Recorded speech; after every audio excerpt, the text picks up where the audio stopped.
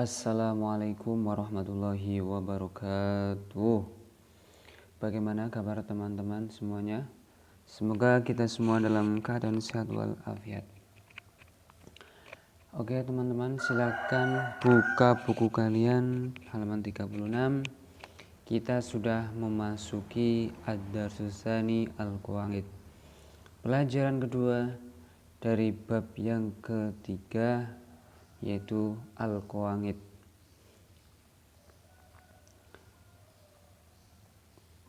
Qaid ataupun kaidah yang akan kita bahas yaitu tentang al-i'rab, begitu ya. Al-i'rab ini.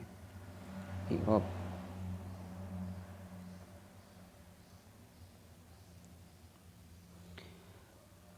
Mungkin sebagian dari kalian sudah banyak yang tahu dan mungkin sebagian ada yang belum tahu ataupun baru hanya mendengar pada saat ini.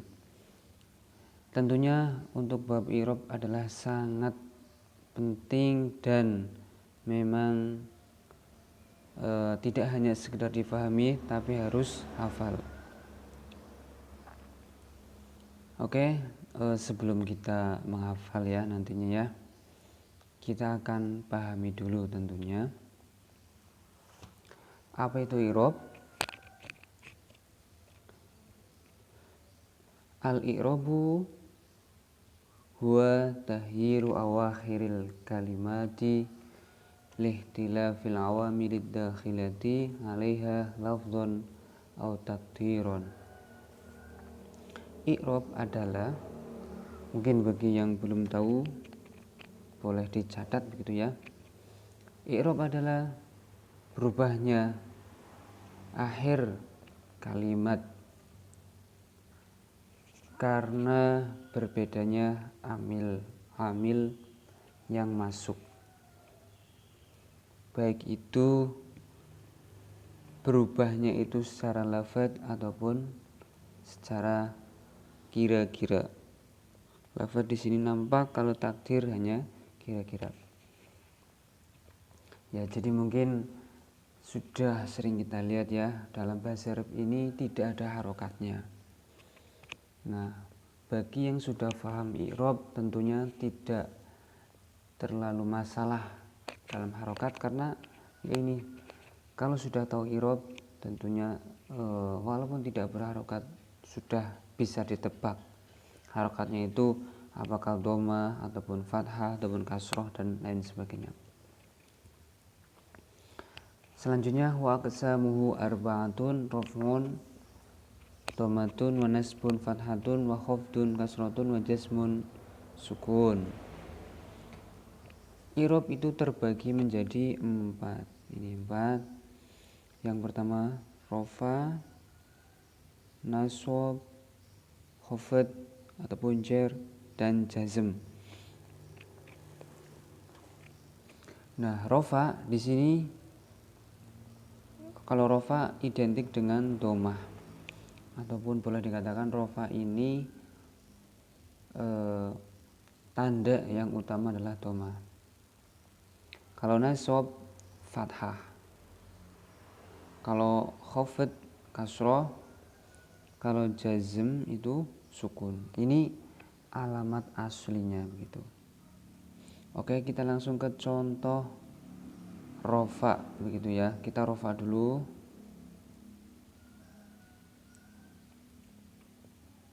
Nih, contoh yang rafa adalah yu'allimul ustadzu. Ustadz mengajar begitu ya. Nah, di sini yang menjadi contohnya adalah ini kurang titik dalnya ya. Adalah harokat dhammah yang di lafadz ustadz. Ingat, harusnya ada titiknya. Karena apa? Di sini adalah sebagai fangil ya. Kalau kita telusuri adalah sebagai fangil begitu. Maka harus dhammah. Nah, kenapa kok di sini ada dhammah? Karena di sini tadi kemasukan tadi kan i'rab kan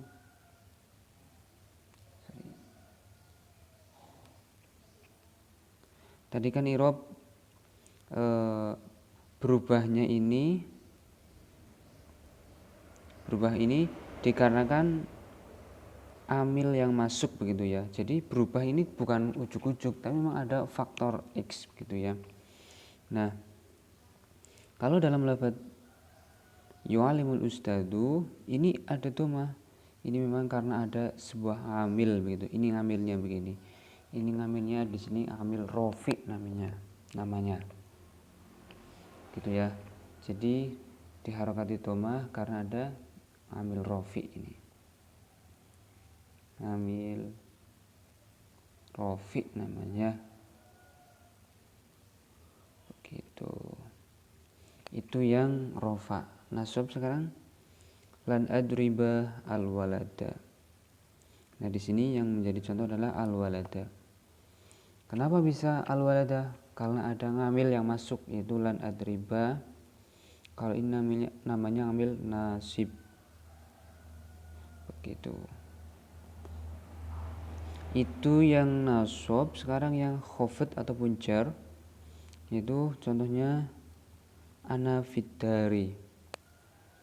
Nah, di sini yang menjadi contoh adalah ri-nya ini ada harokat kasroh.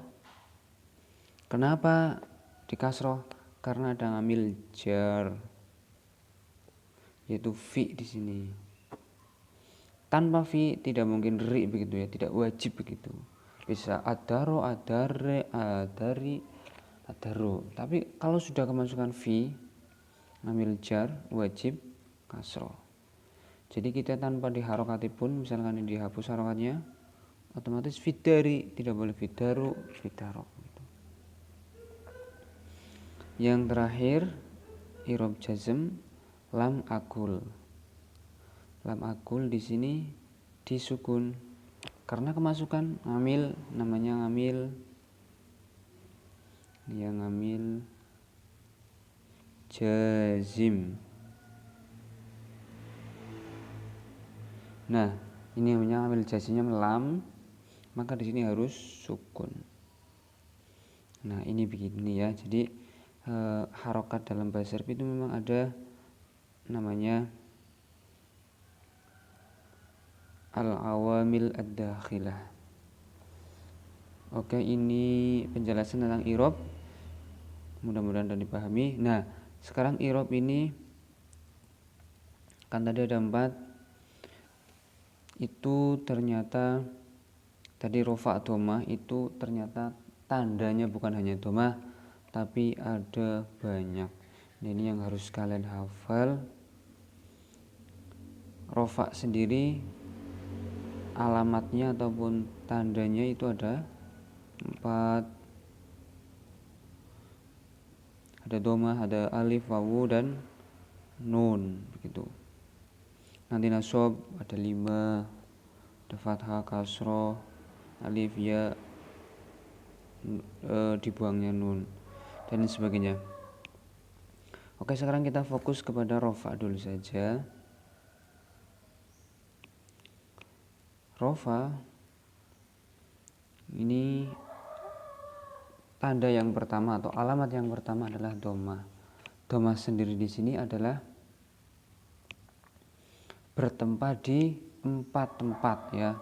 Jadi dikatakan i'rab rofa ini bisa masuk di 4 kategori kalimat. Yang pertama adalah isi mufrad begini ya. Isi mufrad. Contohnya ja'a zaidun ini. Zaidun ini adalah isim mufrad. Terus jamak taksir di depan sudah ada kayaknya. Terus jamak muannats salim. Terus yang terakhir ada cuma ada 3 ya. Jadi dhamma ini cuma ada 3.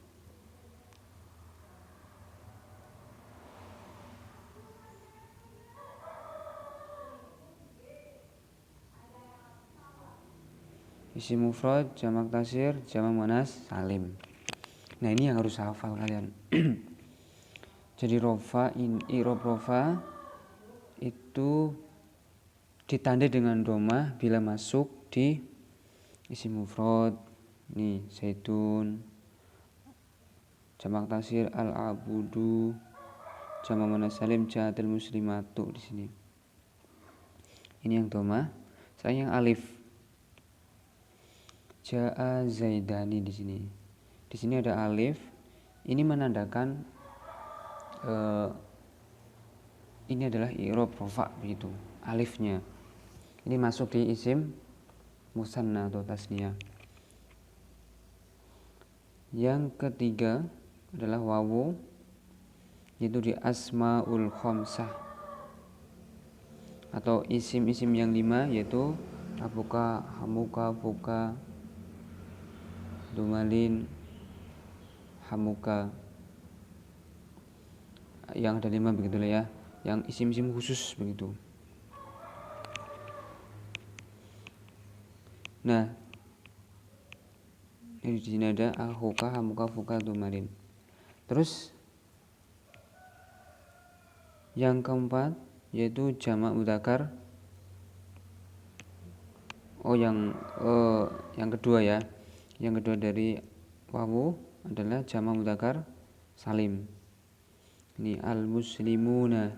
Ini ada wawu dan nun, ini jamak mudzakkar salim. Nah, tanda rofanya adalah wawu. Jadi yang difokuskan wawu bukan di akhir kalimat ya. Kalau di akhir kalimat sudah mabni atau sudah tetap.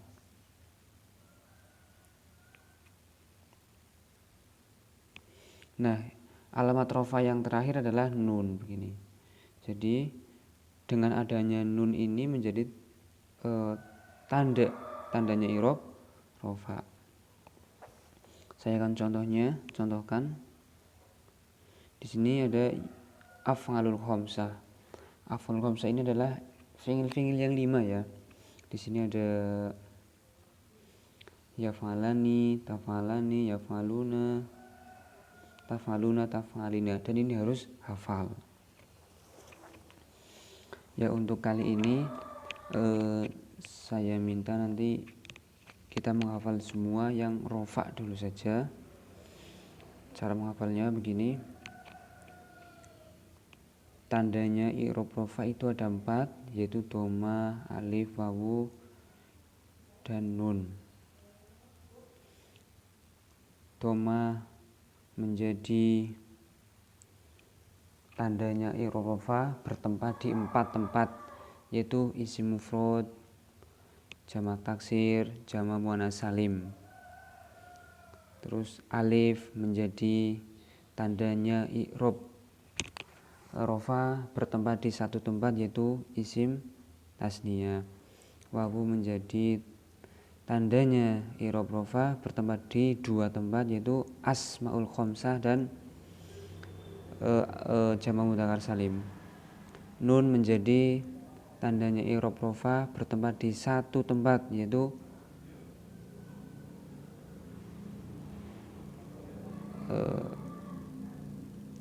di af'alul khamsah begitu.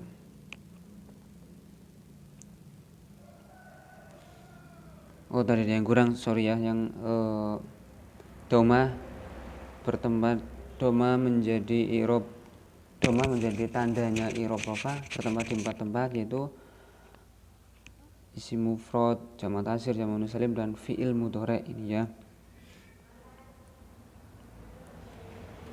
Ini contohnya taf'ulu, ini kan lu-nya berharakat dhamma. Ini yang menjadi tandanya i'rab rofa. Nah, untuk i'rab sendiri ini adalah ngurusi fokus di bagian akhir begitu ya. Tadi kan dalam bahasa Arab kan ada misalnya al-walada ya, ada alif, lam, wawu, lam, dal. Nah, i'rab ini hanya mengurusi bagian yang dal saja. Harokat yang dal, adapun harokat yang sebelumnya ini nanti menggunakan ilmu shorof namanya begitu. Ya, mungkin cukup dulu, mudah-mudahan dapat dipahami.